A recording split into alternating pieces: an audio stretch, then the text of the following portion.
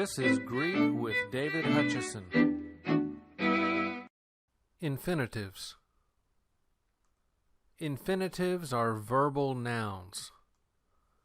The basic translation is to blank, to do something. To walk, to live, to love.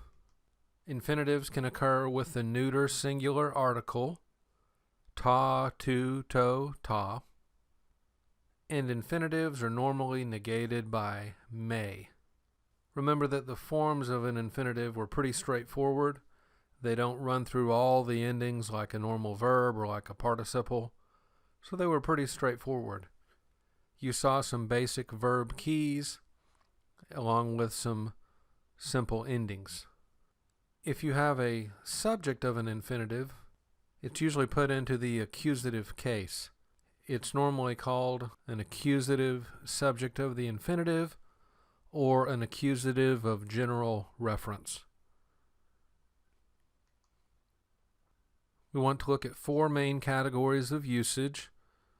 One, the most common, being the complementary infinitive, where the infinitive completes the idea of the verb.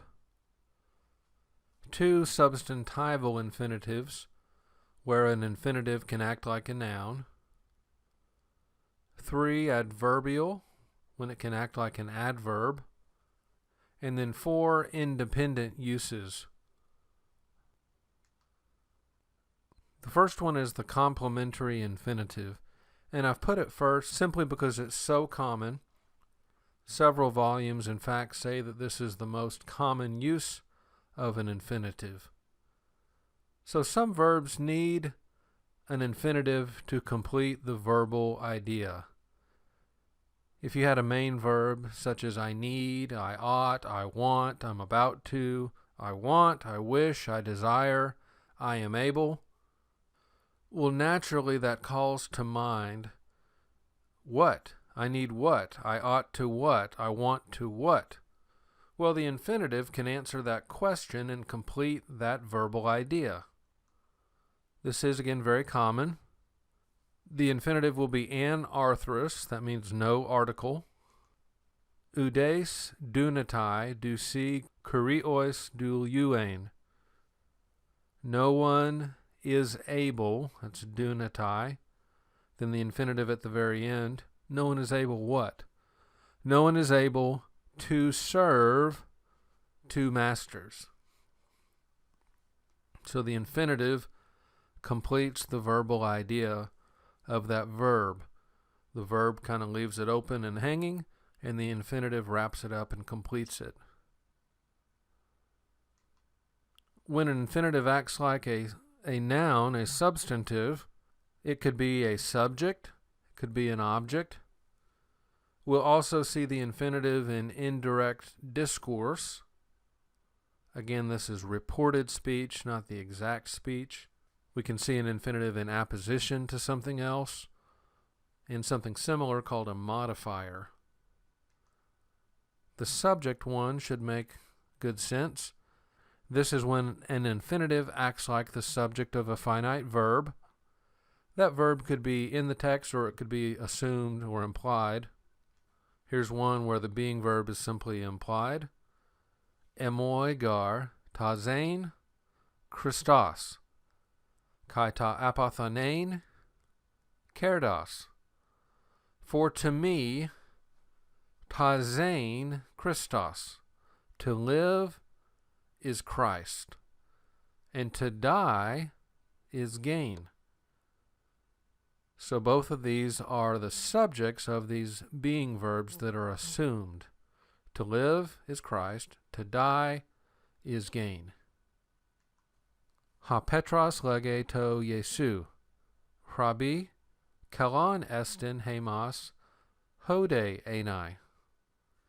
Peter said to Jesus, Rabbi, for us to be here is good. So the infinitive enai, to be, then here. To be here is good. So to be is the subject of the being verb estin. Just like a noun can be the object of a finite verb, so can an infinitive. Here it's the object of the verb epitelesate. Nunide kai ta poiesai epitelesate. But now complete or finish the doing of it. Finish to do it. What are you finishing? You might say finish your homework, finish your meal. But here, finish, infinitive, finish to do it. Finish the doing of it. Now notice infinitives are not always translated just with to blank. That's the basic idea, but when you put it into English, sometimes you have to massage it a little bit to get the idea, both from Greek and then in English. Finish doing it. U paraitumai ta apathanein. I do not refuse what? Well, the object of that verb is the infinitive to die. I do not refuse to die. So an infinitive can be an object. Infinitives can also occur in indirect discourse. So remember that indirect discourse is not the exact words. It's not the first person. I want to go to the store. It's more of the third person. He said he wanted to go to the store. It's not the exact words, the direct discourse, but it's the indirect discourse. This occurs after a verb of perception.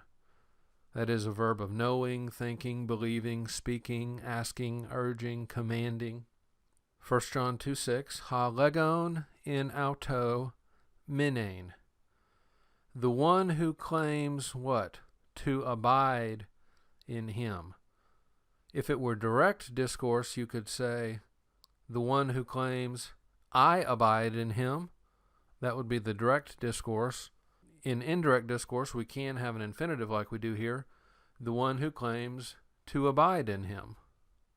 Or Mark 12:18, talking about the Sadducees, Saddukaioi, hoitenes legusin, anastasin me enai.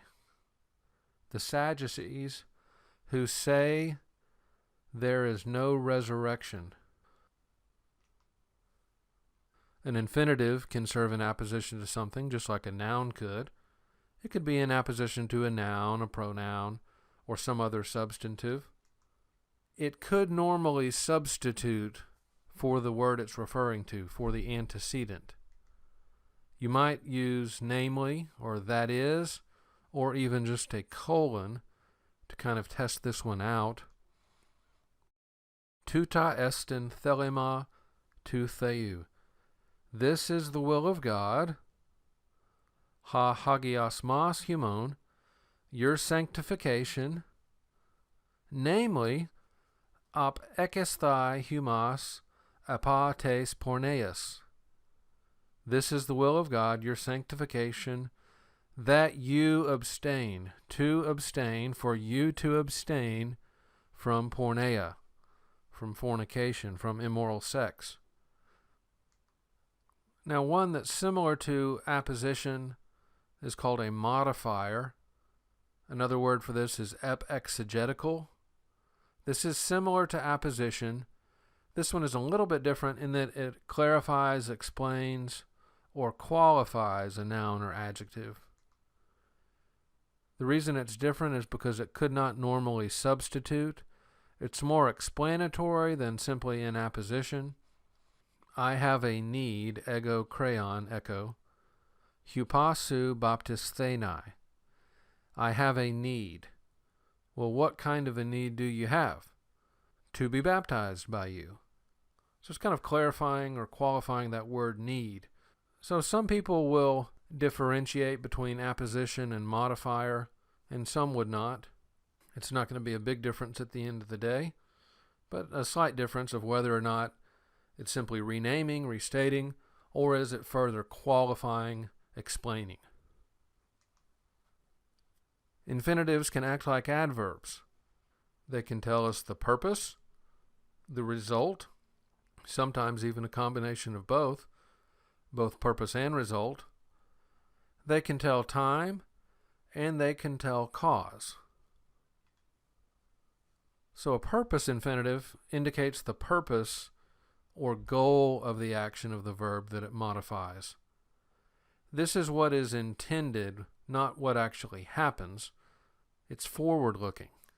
You would see this with the infinitive by itself, or you might see to plus the infinitive. You might see eis ta plus the infinitive, or pros ta plus the infinitive. And it's probably worth mentioning at this point, some books may list different structures in their own little section.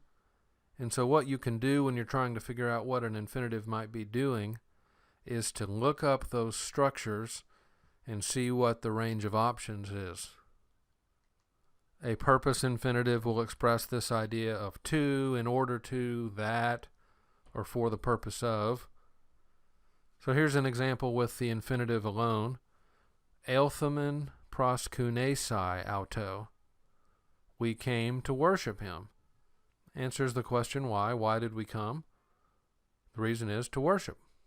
Here's one with eis ta plus the infinitive.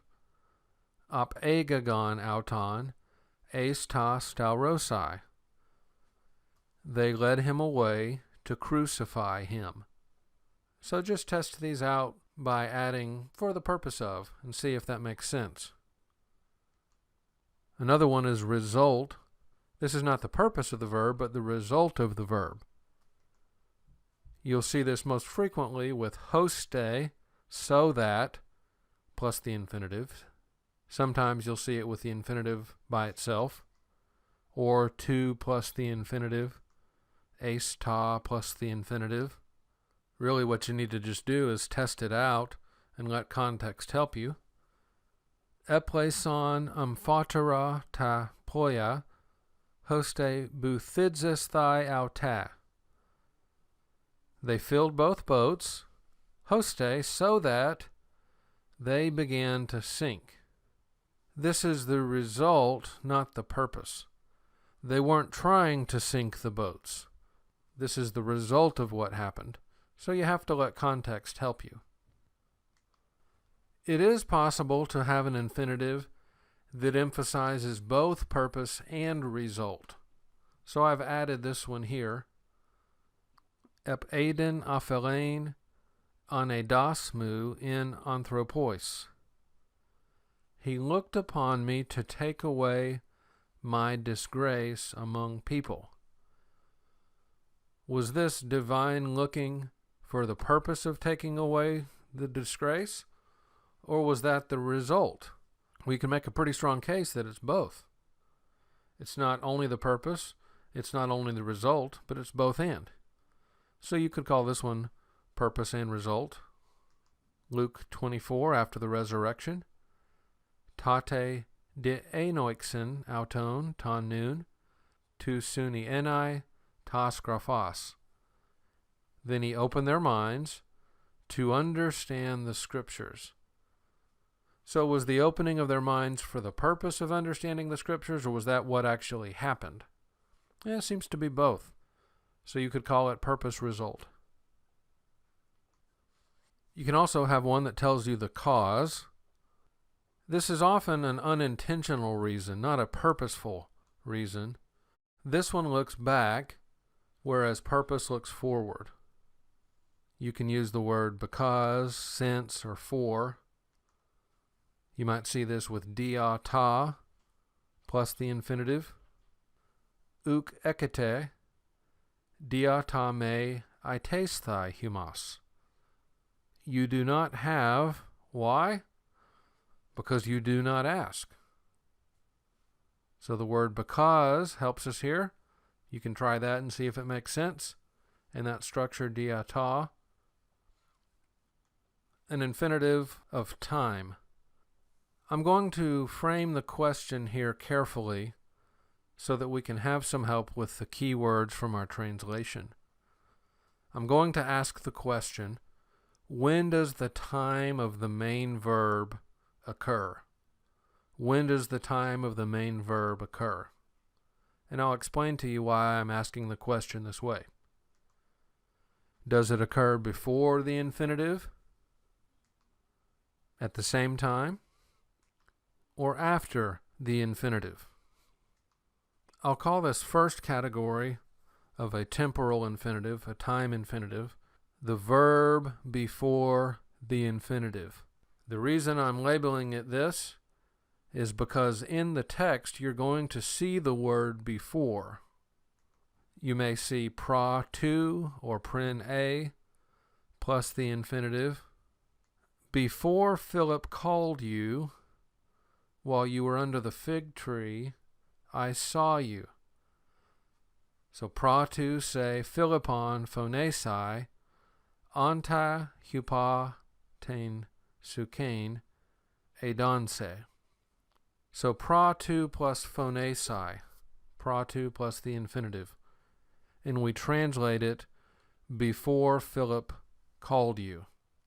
The main verb is saw, so when did that happen? It happened before the infinitive, before Philip called you. Now, a more common label for this is an infinitive of subsequent time if you focus on the time of the infinitive, because the infinitive is subsequent to the main verb. It's after the main verb. But the reason this gets confusing is you're thinking about something that happens afterwards, but in translation, you translate it before. So it really depends on how you frame the question. So the way I'll frame the question is, when does the main verb occur?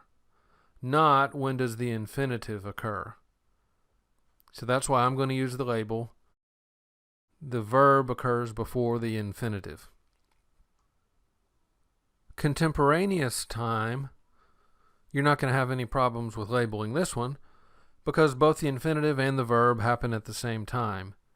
So you can use keywords such as while, as, when. You may see this structure as in to plus the infinitive. Kai agenita in to eulagain auton autus dieste ap auton kai anaferata eston uranon.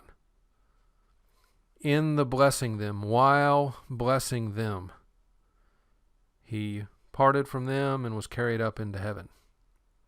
So it's that in to plus the infinitive. It happens at the same time as the main verb. Now the other one is the verb occurring after the infinitive. So in translation, you'll see the word after. The structure here is meta ta plus the infinitive. Meta de ta egerthenai me praoxo humas eistain Galileon. So meta ta plus the infinitive. After I have been raised, I will go before you into Galilee. So the main verb happens after the infinitive, and you use the word after in your translation. Now, if you ask the question differently, when does the infinitive occur? Then you're going to label this an infinitive of previous time or antecedent time, because the infinitive occurs previously, prior to the main verb. But that gets confusing because in translation you use the word after. So I'm framing the question differently. So it is the case, almost every book you look at will tell you that when you ask the question, when does the infinitive occur, the keywords that you have to actually use in translation can cause confusion. So here's what I think is necessary. More than focusing on a label, antecedent time, subsequent time, what I really want you to see is what the infinitive is actually doing. I want you just to focus on the function. I think the function really becomes pretty clear if you don't worry about the label so much as just worrying about how do I actually translate this. I do want you to know the labels so that if you're using resources that talk about it, you'll know what they're talking about. But normally the sense of these things is readily apparent. So if you want to call it a temporal infinitive, that's really fine with me. Some people want more. If you want to say temporal infinitive, say the main verb happens after the infinitive or the main verb happens before the infinitive.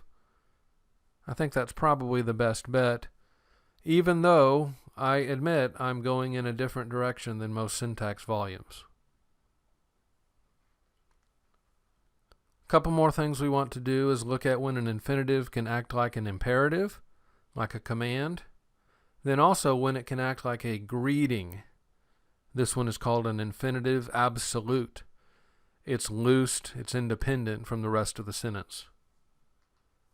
So the first one, where an infinitive functions like an imperative, we see one here in Romans 12:15. Kairein meta kaironton. Klein meta kleionton. Rejoice with those who rejoice. Weep with those who weep. So the infinitive, to rejoice, to weep, is acting like an imperative. Sometimes an infinitive can act like a greeting. It's an infinitive absolute. It functions independently from the rest of the sentence. This will be common with the verb kairein, most typically early in letters. So James 1 is an example. James 1:1. Jakobas theou kai kuriou Jesu Christou doulos tais dodeke phulais tais ente diaspora kairein. James, a doulos of God and the Lord Jesus Christ, a servant, to the 12 tribes which are in the diaspora. Kairein. Greetings.